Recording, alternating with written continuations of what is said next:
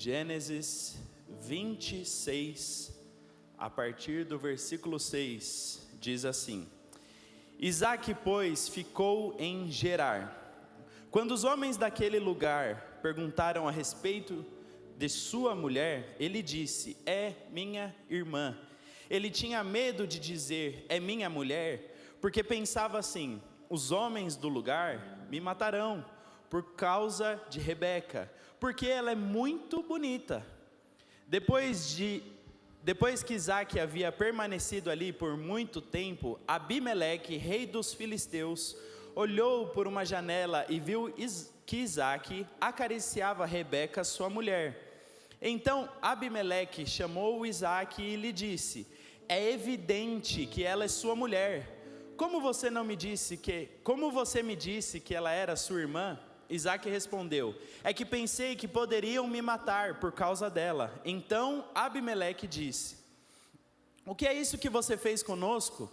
Facilmente alguém do povo poderia ter se deitado com sua mulher, e você teria trazido culpa sobre nós. Então Abimeleque deu essa ordem a todo o povo: quem tocar neste homem ou na sua mulher certamente morrerá. Amém, queridos? Baixe suas cabeças, vamos orar. Senhor Pai, nós consagramos essa manhã ao Senhor, Pai. Que a revelação da Tua Palavra, que o estudo da Tua Palavra possa nos abençoar, Deus. Fale conosco nessa manhã, encha os nossos corações com Teu Espírito Santo. Nós cremos que o Senhor tem algo importante a nos ensinar nessa manhã, Deus. E nós cremos, Deus, que nós seremos transformados. Nós cremos que o Senhor fará uma obra em nossas vidas. Tudo isso nós te pedimos em nome de Jesus Cristo. Amém. Amém, queridos? Bom, que raio de texto é esse que nós acabamos de ler? Vamos entender primeiro o que está acontecendo aqui. Isaque é filho de Abraão. Abraão, ele era o pai da promessa. Só para nós entendermos, antes de Abraão, nós tínhamos uma revelação turva sobre Deus. Nós tínhamos uma revelação incompleta. Então Deus escolhe Abraão e a sua geração para a partir dele ter um povo na terra. Abraão foi então o pai de toda a nação de Israel. Abraão foi então o começo, o start do povo de Deus na terra. E Deus vem, chama Abraão, escolhe Abraão e sua mulher e fala: olha Abraão, a partir de você eu terei uma geração, eu terei um povo, que será o povo de Deus na terra. E aí Deus escolhe Abraão em meio a um povo pagão. Deus tem um propósito ali de separar uma nação, separar um povo para viver um padrão mais excelente de vida. Não uma vida como todos os outros viviam, como todos os outros povos viviam. Não, Abraão deveria viver uma vida de excelência. Abraão deveria ser diferente dos povos que estavam ali. Deus, ele queria ter relacionamento com esse povo, uma aliança com esse povo, cumprir os seus propósitos através desse povo, que Abraão era pai. Então aqui Deus escolhe um povo separado. Abraão é separado por Deus, separado para viver algo diferente. Queridos, só para nós entendermos, o povo de Deus na terra é separado. Às vezes nós temos feito mistura entre o povo de Deus ou o povo de fora, e não é para ter essa mistura no sentido de quem serve a Jesus Cristo, quem é povo de Deus, tem que ter o entendimento: eu sou separado. Eu devo ter uma vida separada. Eu devo ter uma vida diferente das pessoas lá fora. O padrão que rege a minha vida é diferente, é mais excelente. E isso, queridos, não é porque você tem que ser melhor que as pessoas, você tem que ter um ar de superioridade. Não, pelo contrário, você tem uma responsabilidade maior. Porque a você foi confiada a revelação de Deus, a você foi confiado os mistérios de Deus, a você foi confiado aquilo que Deus tem para essa terra. Então você tem uma responsabilidade, você é separado por Deus. Mas ao mesmo tempo, entenda essa responsabilidade, queridos, porque nós somos imperfeitos. Tudo bem, não tem problema ser imperfeito. Você vai errar, você vai cometer erros, mas você foi separado para um relacionamento com Deus. E aí, quando nós somos separados a um relacionamento, nós precisamos entender que estamos numa construção com Deus. Eu posso errar, mas eu não quero viver no erro. Eu posso pecar, mas eu não quero viver no pecado. Eu posso falhar, mas eu não quero viver falhando. Eu não quero que a falha seja um hábito, um costume, uma prática que não muda, porque eu entendo o meu relacionamento com Deus. Eu quero agradar a Deus. Se você é casado, se você tem uma esposa, você sabe o que é isso. Muitas coisas no casamento nós deixamos de fazer, não porque é errado, não porque é pecado, não porque desagrada a Deus, não porque fere a sua esposa, mas simplesmente porque você quer agradar a sua esposa. Você faz coisas que você não faria naturalmente. Você faz coisas que não são o seu ímpeto. Quero fazer isso. Não, mas você faz porque você quer agradar, porque você quer que a pessoa esteja feliz com você. Se é assim no nosso relacionamento terreno, imagine só no nosso relacionamento com Deus. Eu quero agradar a Deus. Você foi separado para um relacionamento. Então, no contexto que temos, Abraão faz uma aliança com Deus, Deus vive a promessa, Abraão passa por altos e baixos, e até que então seu filho vem, Isaque, o filho da promessa. Sara não podia ter filhos, já era idosa, mas mesmo assim o milagre de Deus acontece, e Sara tem um bebezinho chamado Isaque. Isaque tem uma missão de continuar o legado de seu pai. E aí em Gênesis 26, a partir do versículo 1, nós vamos ver a aliança que Deus faz com Isaque, filho de Abraão. Versículo 1 do capítulo 26 diz assim: sobreveio fome à terra, assim como tinha acontecido nos dias de Abraão. Então Isaque foi a Gerar, encontrar-se com Abimeleque, rei dos filisteus. O Senhor apareceu a Isaque e lhe disse: não desça ao Egito, mas fique na terra que eu lhe indicar. Habite nela, e estarei com você, e abençoarei, porque a você e a sua descendência darei todas as terras, e confirmarei o juramento que fiz a Abraão, o seu pai. Multiplicarei a sua descendência como as estrelas do céu, e a ela darei todas as terras. Na sua descendência serão benditas todas as nações da terra. Porque Abraão obedeceu a minha palavra e guardou os meus mandamentos, os meus preceitos, os meus estatutos e as minhas leis. Isaque tem a bênção de Deus sobre si por conta de seu pai. Isaque faz parte da promessa, ele dá continuidade à promessa. Na passagem que acabamos de ler, Isaque havia obedecido a Deus. Porque naquele tempo, quando eles viviam ali, quando tinha um período de estiagem, faltas de chuva, era natural que todo o povo passaria por uma certa fome. Todos eles dependiam do fruto do campo para se alimentar, todos eles dependiam dos animais para se alimentar. Era uma vida no campo, era um povo que viajava em tendas, era um povo que vivia uma outra sociedade. E aí quando ele passa por esse período de fome, o natural daqueles povos ali era se refugiar no Egito. E o Egito naquele tempo era grande civilização. Uma civilização com estrutura, uma civilização que podia comprar alimentos, que tinha comércio, e era o natural daqueles povos viajar até o Egito. Mas Isaque obedece a Deus. Deus fala: não vá para o Egito, fique aqui, aqui eu vou abençoar você. E Isaque obedece a Deus, e ele fica ali. Mas aí no texto que chegamos, que foi o que lemos no começo, Isaque ele fica ali, só que algo acontece quando ele entra ali no meio dos filisteus. Vamos ler de novo, só para vocês recapitularem. Versículo 6: Isaque, pois, ficou em Gerar. Quando os homens daquele lugar perguntaram a respeito de sua mulher, ele disse: é minha irmã. Olha que ponto importante nós temos aqui. Ele tinha medo de dizer é minha mulher, porque pensava assim: os homens do lugar me matarão por causa de Rebeca, porque ela é muito bonita. Depois que Isaque havia permanecido ali por muito tempo, Abimeleque, rei dos filisteus, olhou por uma janela, eu vi que Isaque acariciava Rebeca, sua mulher. Então chamou Isaque e lhe disse: é evidente que ela é sua mulher. Queridos, no texto que acabamos de ler, Isaque foi encontrar Abimeleque, rei dos filisteus. Um parênteses aqui. Esses filisteus aqui não são os mesmos filisteus do futuro. Quais filisteus do futuro, Rafael? Sansão guerreia contra os filisteus, Saul guerreia contra os filisteus, Davi guerreia contra os filisteus. Os filisteus são povos inimigos a Israel durante anos, mas não são o mesmo povo. Esse povo aqui são anos antes, e é um povo que tem o mesmo nome, mas não faz parte dos mesmos costumes, hábitos. Não era um povo tão pagão quanto aqueles, mas era um povo que não servia a Deus. E aí nós vamos ver aqui que ele chega até Abimeleque. Abimeleque é estranho, porque textos anteriores com Abraão, nós vamos ver Abraão conversando com um rei chamado Abimeleque, o mesmo nome.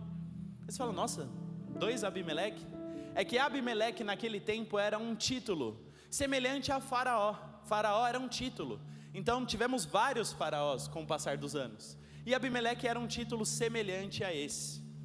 E aí eles chegam naquela terra, num período de fome, buscam refúgio em meio ao povo. Só que aí, Isaac se vê ali numa sinuca de bico. Ele está ali, ele tem essa situação, ele está com a sua esposa é muito bonita, ele teme pela sua vida, ele fala, eu estou chegando em meio a um povo pagão, é melhor eu mentir aqui porque eu temo pela minha vida. Então eu vou dar um jeitinho aqui, vou falar, não, Rebeca é minha irmã, ela não é minha esposa. Tá tranquilo, pessoal, ela é minha irmã. E aí no versículo 8 nós vamos ver que ele acariciava a sua mulher. A Bíblia foi comedida aqui, mas provavelmente nesse acariciava a sua mulher, nós estamos falando de preliminares sexuais. Desculpa o termo bem, bem claro, mas é para entendermos que quando Abimeleque chega até Isaac, ele fala, claramente é sua esposa, porque ninguém trata uma irmã assim. Então entendemos o que ele estava fazendo com Rebeca, que era sua esposa.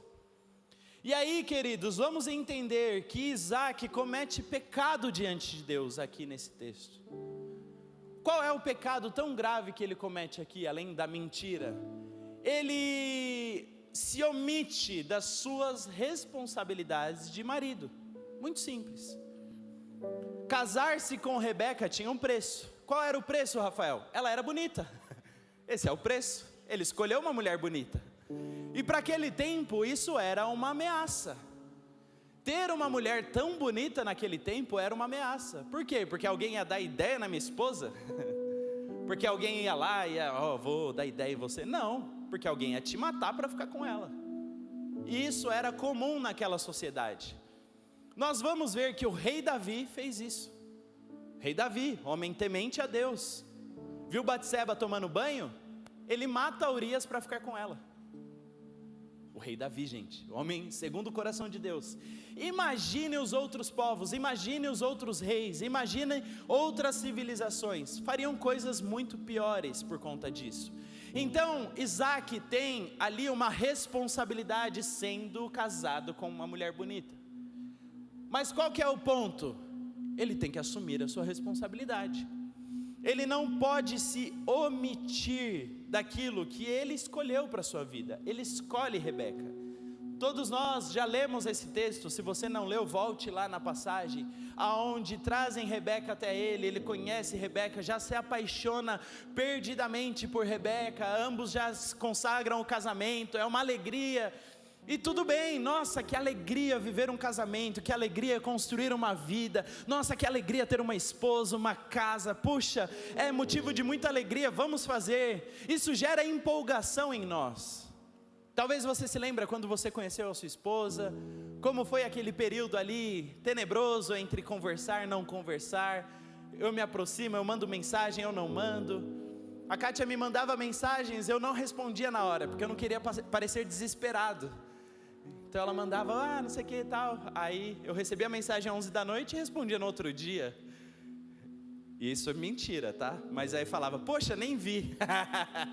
Já tinha visto, já tinha lido 10 vezes, já tinha escrito e apagado vários textos, para chegar de manhã e falar, oi, nem vi.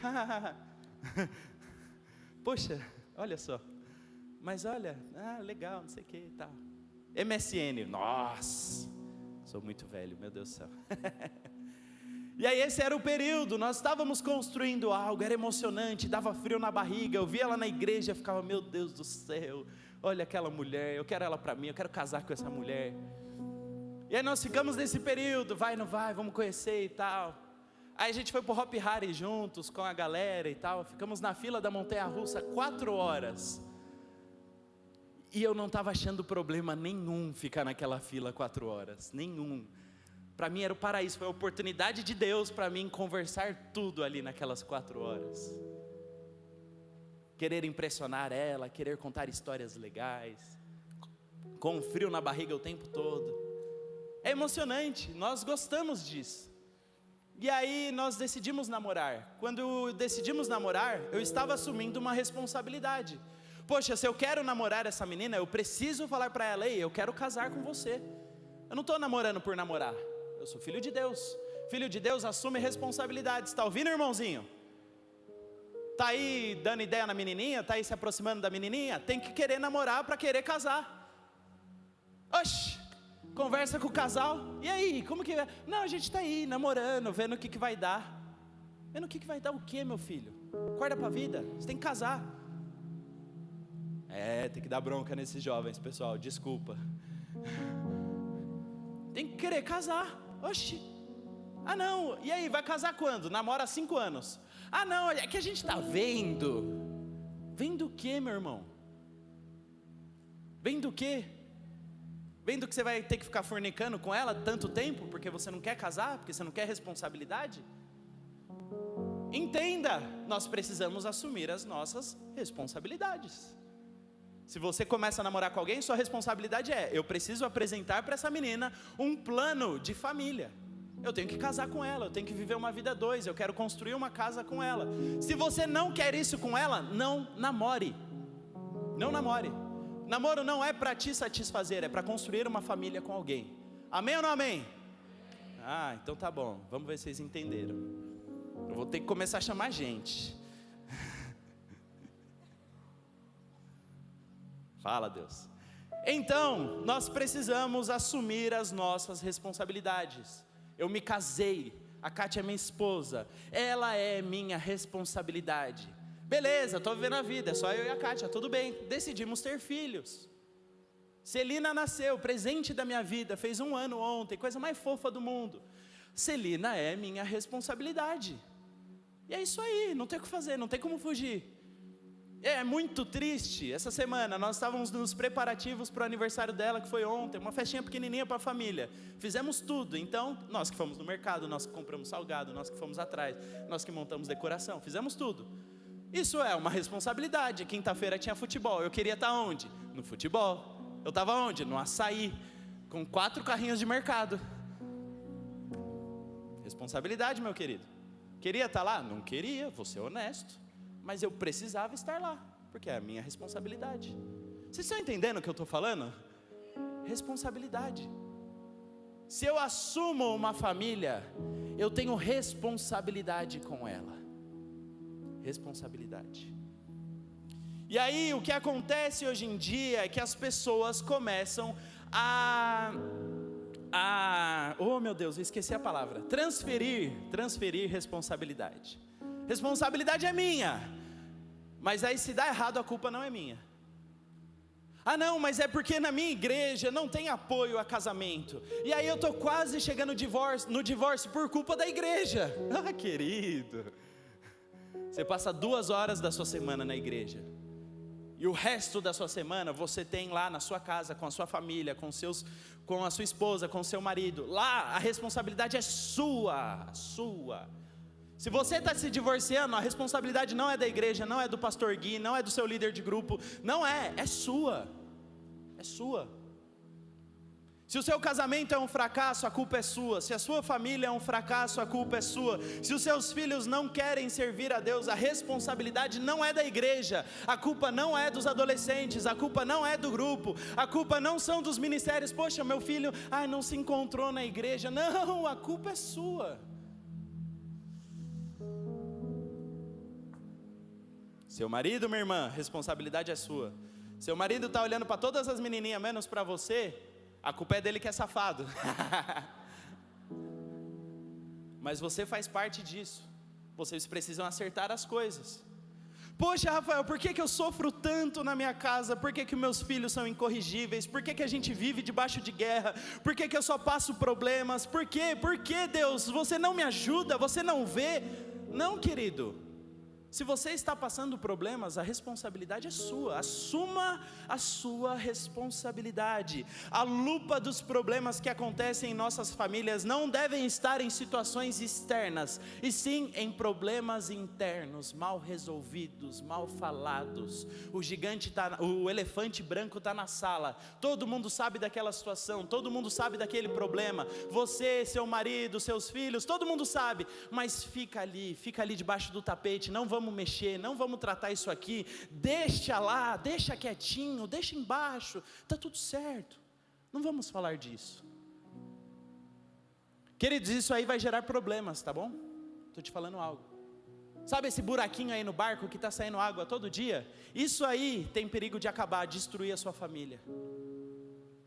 Às vezes a gente só vê o sinal de alerta quando tudo dá errado, quando o barco afunda, mas está lá um buraquinho lá embaixo, que está trazendo água para dentro do barco, e ninguém resolve o problema. Maridos, a responsabilidade do lar está na mão de vocês. Responsabilidade de pagar o maior preço, de ser o mais doador, de ser o mais paciente, de ser o mais flexível, de ser o mais...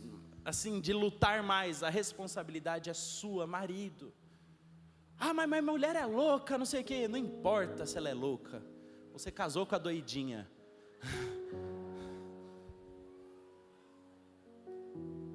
Compra o Rivotril e vai embora. A responsabilidade é sua. Você tem que trabalhar mais. É isso mesmo. Rafael, mas baseado em que você fala isso? Na Bíblia. Maridos, amem suas esposas assim como Cristo amou a igreja e se entregou por ela. Esse texto, puxa vida, acaba com toda a sua moral de querer ser um machão da casa, bravo, acaba, porque Cristo é paciente comigo, é bondoso comigo, perdoador comigo. Cristo todas as vezes me oferece uma segunda chance. Cristo todas as vezes que eu vou até Ele, Ele está lá para mim. Nenhuma vez que eu fui até Jesus, por mais que eu tivesse errado, pecado, feito absurdos, nenhuma vez Ele me ignorou, nenhuma vez Ele virou as costas para mim. Todas as vezes que eu me aproximei do trono da graça, eu recebi amor em troca. E aí tem marido que acha que tem que ficar de bico. Não, desculpa, você não pode ficar de bico. Mas você não sabe o que ela fez, Rafael. Eu sei, é difícil, mas o preço maior é nosso. E eu não vou nem falar para a mulher aqui, porque se você for Jesus na vida dela, ela vai querer se submeter a você. Isso é natural. Porque quem não quer se submeter a Jesus? Quem não quer caminhar com Jesus? Quem não quer estar debaixo da proteção de Jesus?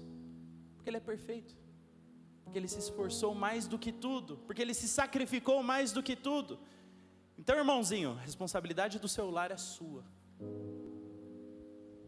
E aí nós precisamos expor os nossos problemas, expor, tratar, resolver, chorar, pagar um preço, abrir a portinha lá que estava secreta, abrir os nossos erros, expor isso, porque nós precisamos tratar isso, porque se nós não tratamos, a próxima geração colhe prejuízos.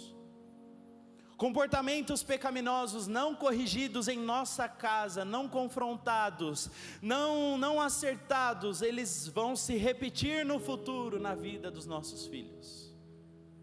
Como que você pode falar isso, Rafael? Volte a Gênesis, capítulo 12, versículo 10. Gênesis 12, 10 diz assim: havia fome naquela terra, assim Abrão foi para o Egito, para ali ficar, porque era grande a fome na terra. Quando se aproximava do Egito, quase ao entrar, disse a Sarai, sua mulher: ora, bem sei que você é uma mulher muito bonita. Os egípcios, quando virem você, vão dizer: essa é a mulher dele. Então eles vão me matar, deixando você com vida. Diga, pois, que você é minha...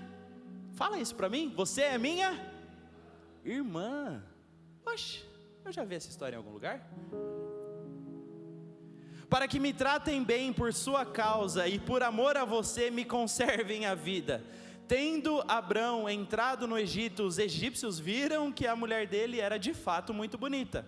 Os príncipes de Faraó viram e foram elogiá-la diante de Faraó, e a mulher foi levada para a casa de Faraó.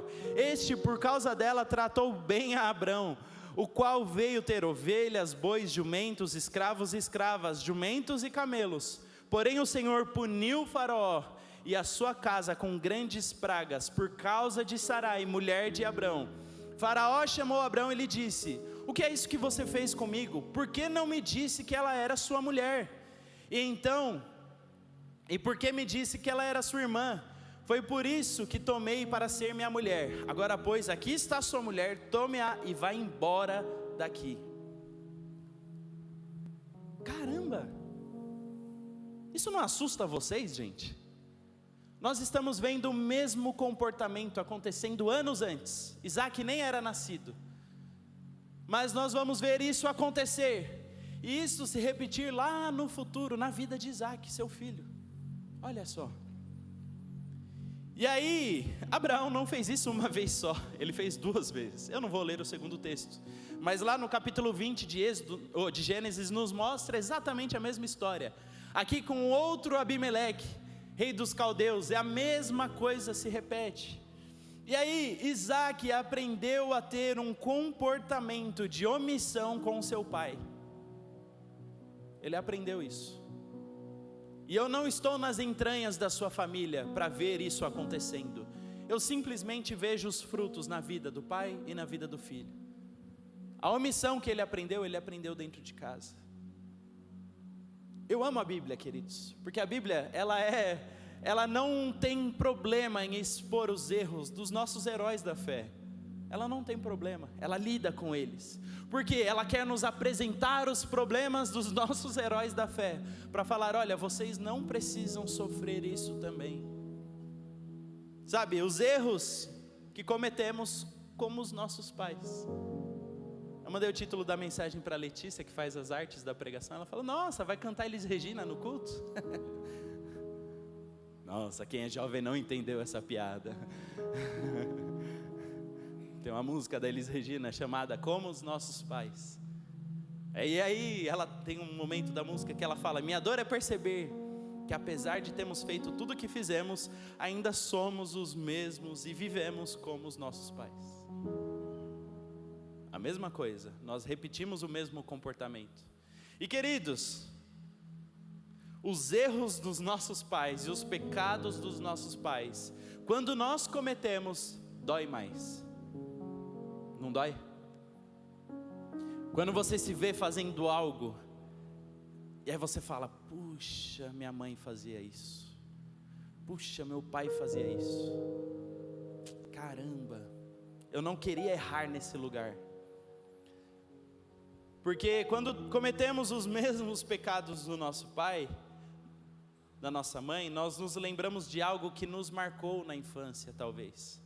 Algo que nos gerou prejuízo no passado, algo que doeu em nós, algo que talvez um comportamento de raiva, um comportamento de falta de paciência, um comportamento de palavras negativas, um comportamento de falta de fé, falta de esperança, maledicência, um comportamento que talvez nos gerou tanto prejuízo, nós sofremos com aquilo, e aí nós estamos replicando a mesma coisa. E aí talvez nós fazemos exatamente a mesma coisa. Talvez os seus pais te agrediam verbalmente todos os dias, e aí você se pega no futuro agredindo pessoas verbalmente.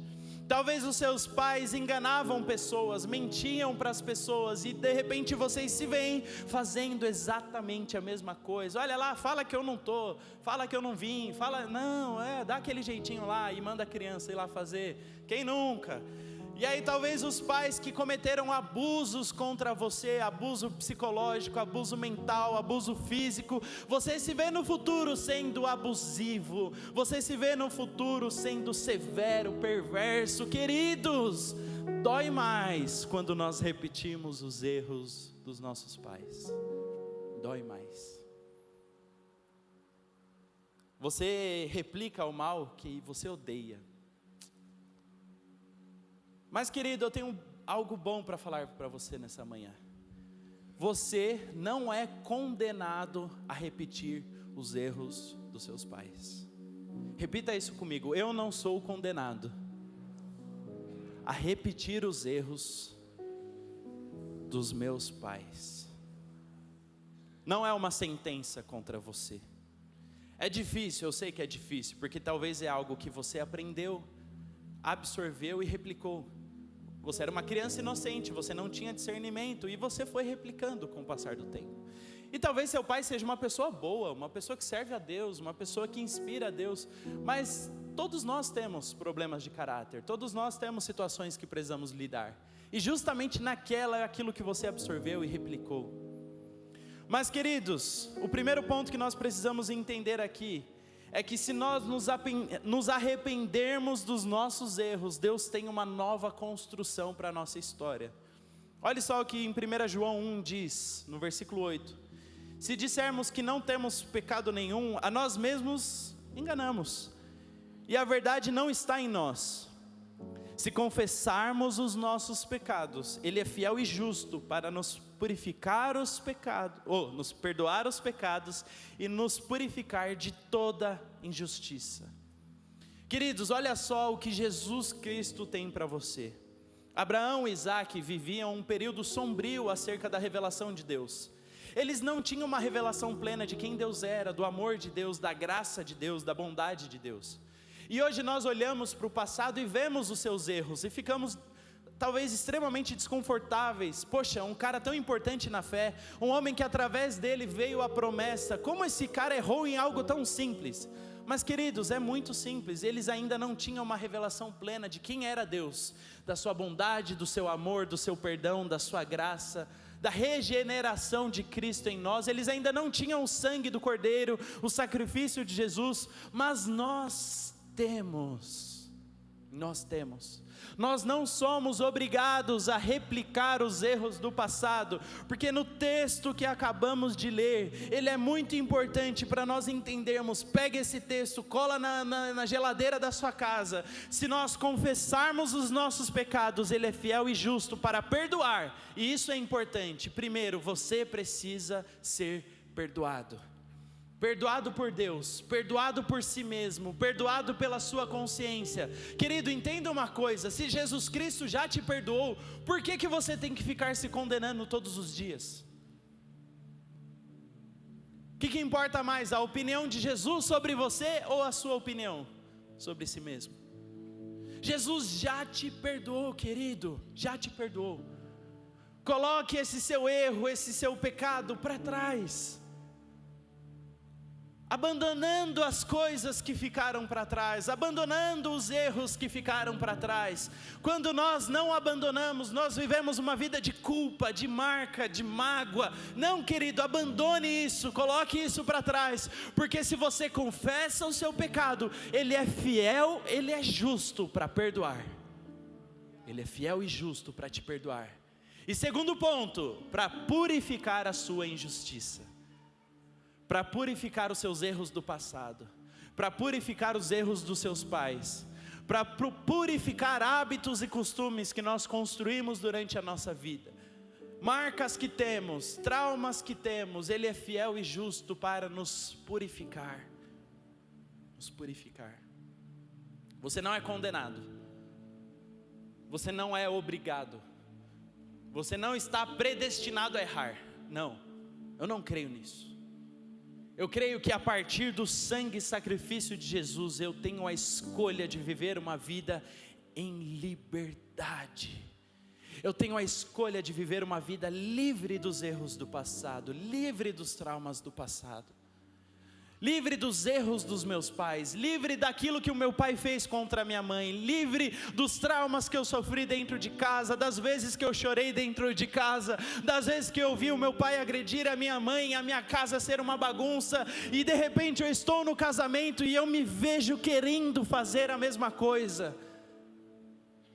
Vamos lidar com isso, meu querido. Se você confessar os seus pecados, Ele é fiel e justo para te perdoar, e Ele tem poder para te purificar. Ele tem poder. Não espere o dia mau chegar na sua casa, não espere o problema chegar até você, não espere, resolva o quanto antes, acerte o quanto antes, peça perdão o quanto antes, acerte as coisas o quanto antes, chegue para sua esposa e exponha quem é você, exponha seus erros, exponha seus defeitos, exponha seus pensamentos que tenham levado à maldade, exponha, é melhor. Você está quase traindo a sua esposa no seu trabalho, você está quase, exponha antes que o erro aconteça, exponha antes que o problema venha, que o dia mau venha, exponha, querido, Deus pode te perdoar, a graça do Senhor Jesus Cristo pode te purificar, então exponha, lide, confesse e acerte a sua casa, meu querido, em nome de Jesus, em nome de Jesus.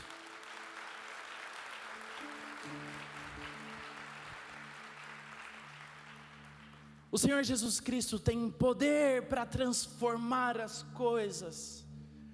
O Senhor Jesus Cristo é o mais interessado no bem-estar da sua família. O Senhor Jesus Cristo é o mais interessado na saúde emocional da sua casa, na saúde emocional dos seus filhos, no bem-estar, no relacionamento de vocês. Ele é o mais interessado. Então lide com esses problemas, confesse, peça perdão, acerte as coisas. Jesus é fiel. Rafael, mas eu vou ter que levantar um negócio aqui que estava debaixo do tapete há tantos anos. Não tem problema, meu querido, Jesus Cristo é fiel. O que é melhor fazer? Esconder feridas ou tratá-las? É muito simples, muito simples. Não, mas está quietinho aqui. Você faz uma ferida numa perna e ao invés de tratar aquela ferida, você bota um tampão. É isso que você está fazendo com a sua família. De repente, quem aqui é enfermeiro, médico, sabe do que eu estou falando? Você tampa a ferida não respira, de repente começa a gerar pus, bichos começam a crescer ali, aquilo ali começa a crescer e crescer. O que acontece depois de um tempo? A pessoa perde a perna, tem que amputar a perna, porque não tem como. Se você não trata feridas, elas morrem, elas matam as coisas. As feridas que foram cometidas, elas precisam ser tratadas, porque senão isso gera morte. Simples, querido, simples. E eu sei que dá trabalho, porque aí você vai ter que destampar, vai expor, cheiro ruim, tem bichos ali, tudo bem, pega lá a gaze espiritual, pega lá água oxigenada, sei lá o que, e comece a tratar, comece a tirar para fora. Vai feder, vai feder. Mas o processo de tratamento tem poder de limpar, purificar. Dentro de um tempo aquilo vai cicatrizar. A cicatrização leva um tempo, leva um período. Vai demorar um pouco para sua esposa te perdoar, para o seu marido te perdoar. Leva um tempo, mas trate, tire para fora, deixe o processo acontecer. Tenha paciência. Rafael, mas minha esposa faz 2 meses, eu confessei, a gente fez e tudo mais, ela ainda está brava comigo. Você foi cabeçudo. Então permita, pague o preço, deixe essa situação trabalhar. Vai ficar brava por um tempo, vai ficar bravo durante um tempo, mas tudo bem, deixe acontecer, deixe tratar. Entenda, meu querido, no futuro você vai colher os benefícios de hoje ter tomado uma decisão de acertar as coisas. Porque depois que trata, que fecha, que cura, que cicatriza, vocês vivem uma vida melhor do que viviam antes. Jesus tem cura para o relacionamento de vocês. Ele é poderoso, Ele é fiel e justo para purificar isso aí. Ele é fiel e justo. O Espírito Santo vai te ajudar nesse processo, meu irmão. Vai te ajudar. Seja corajoso, seja corajoso. Quantas conversas eu tive que ter com a Kátia, extremamente desconfortáveis, para expor áreas obscuras da minha vida, áreas que eu não queria abrir para ninguém, áreas que eu queria deixar quietinho lá como estava, mas eu tive que expor, e é duro você ver a sua esposa chorar por sua causa, por conta dos seus erros, é duro, a gente sofre, mas é um preço que nós precisamos pagar para viver uma família abençoada por Deus, para viver o melhor de Deus nessa terra. Se acerte com a sua família, meu querido. Em Malaquias 4:6 diz: Ele converterá o coração dos pais aos seus filhos, e o coração dos filhos a seus pais, para que não venha e castigue a terra com maldição. Perdoe seus pais, perdoe a sua família, perdoe o mal que você recebeu no passado pela sua casa, perdoe, se acerte, perdoe os seus filhos.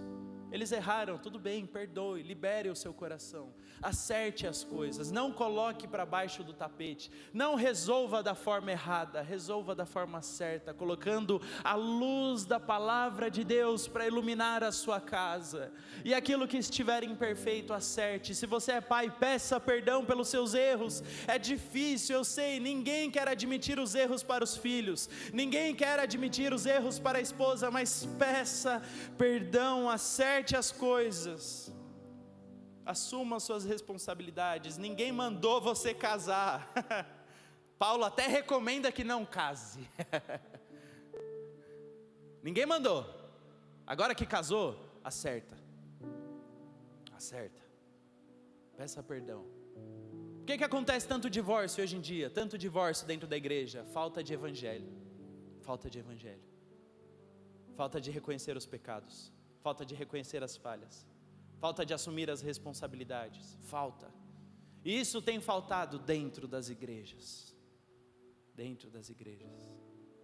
querido, Deus sabe do meu coração e da minha oração.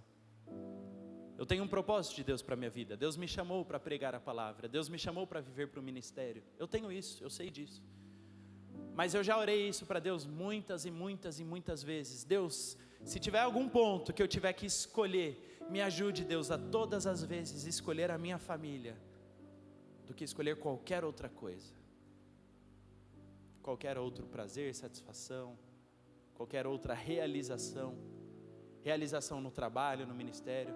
Não, Rafael, mas se você se dedicar muito aqui, 1 ano se dedicando muito, nossa, as coisas vão acontecer, é só esse 1 ano, tá bom, mas e se esse 1 ano destruir a minha casa? E se esse 1 ano acabar com as primeiras experiências da minha filha comigo? E se esse 1 ano me afastar da minha esposa a um ponto onde nunca mais eu vou conseguir reconstruir a minha família?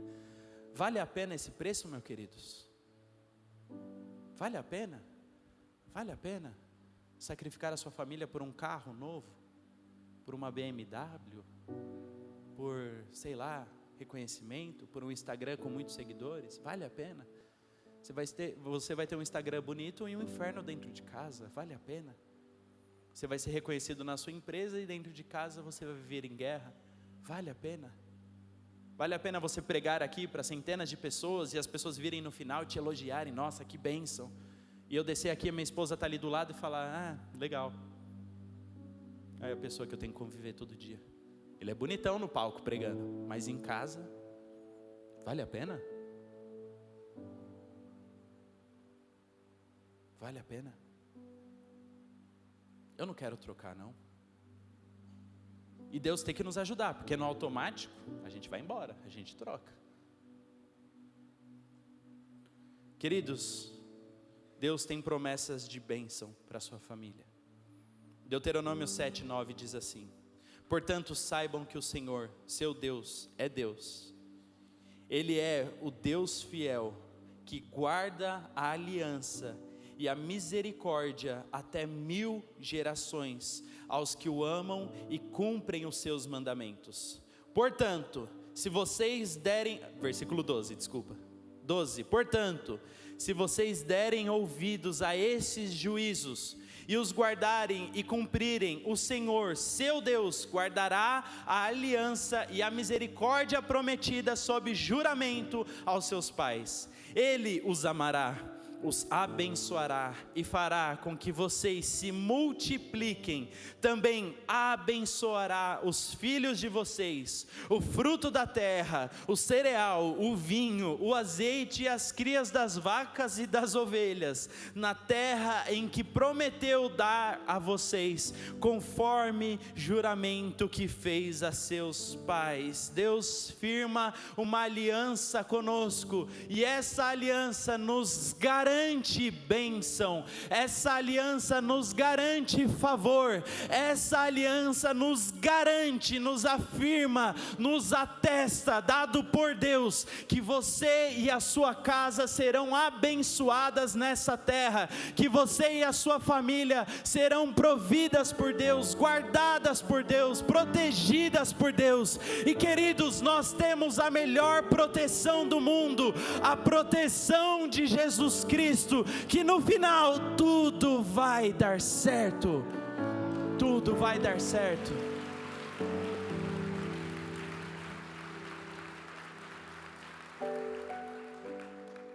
Querido, não é o fim da sua geração. Deus não tem um ponto final na tragédia para a sua história. Deus não tem um ponto final. Deus tem uma nova história a se construir a partir de hoje, a partir da sua decisão, a partir do seu arrependimento. Jesus Cristo pode reconstruir a sua história, a sua família, a sua casa, os seus filhos. Sim, Ele pode.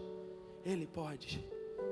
Se arrependa, que é só o começo. Não tenha medo de acertar as coisas, que isso é só o começo. Fale a verdade, peça perdão, pois isso é só o começo. Volte a buscar a Deus dentro da sua casa, pois isso é só o começo. Deus tem um futuro maravilhoso para as nossas famílias, pois isso é só o começo. O propósito de Deus é nós estarmos aqui juntos para construirmos famílias fortes, construirmos casas sólidas, famílias que propagam o reino de Deus na terra. Apesar dos erros de Abraão, apesar dos erros de Isaac, aquela família trouxe uma herança de bênção sobre essa terra. Jesus Cristo veio através de Abraão, o favor de Deus sobre essa terra veio através de Abraão, e até hoje você é abençoado por causa de Abraão. Olha o poder da obediência de um homem, olha o poder da obediência de Abraão, de Isaac, de falar em Deus, eu faço uma aliança contigo, e as gerações que passam são abençoadas por Deus, as gerações são contempladas pelo favor de Deus. Deus tem o melhor para a sua família, meu irmão.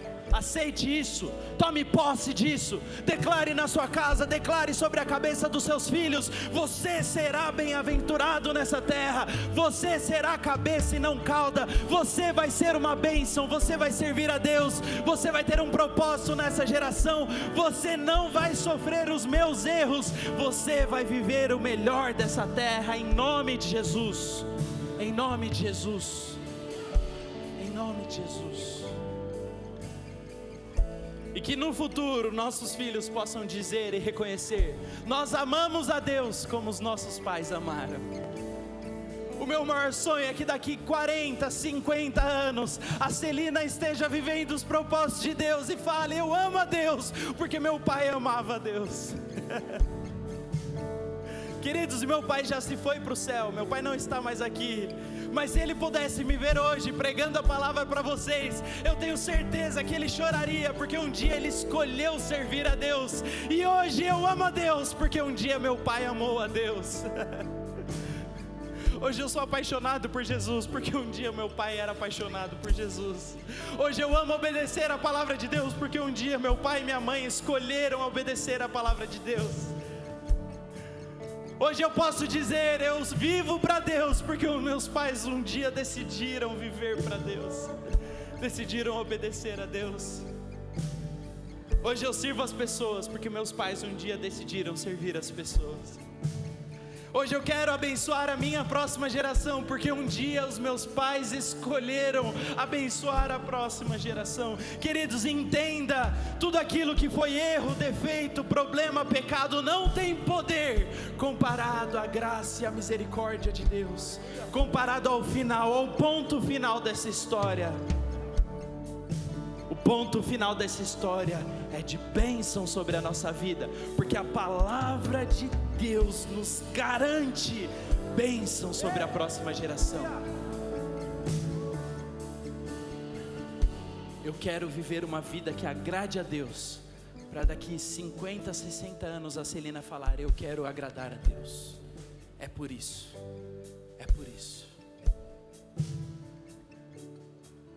Que em nome de Jesus Cristo nessa manhã, a bênção de Deus esteja sobre as nossas famílias. Que a bênção de Deus esteja sobre a sua casa, sobre o seu lar, sobre o seu casamento, sobre os seus filhos, sobre os seus pais. E que tudo aquilo que o diabo tentou fazer para destruir a sua casa e a sua família seja destruído nessa manhã em nome de Jesus, porque a palavra final é de Deus. E se eu confessar os meus pecados, se eu me arrepender dos meus maus caminhos, Jesus Cristo tem uma nova história para a minha geração. Receba essa palavra nessa manhã, meu querido, em nome de Jesus. Aplauda a Deus nessa manhã, fique de pé no seu lugar em nome de Jesus.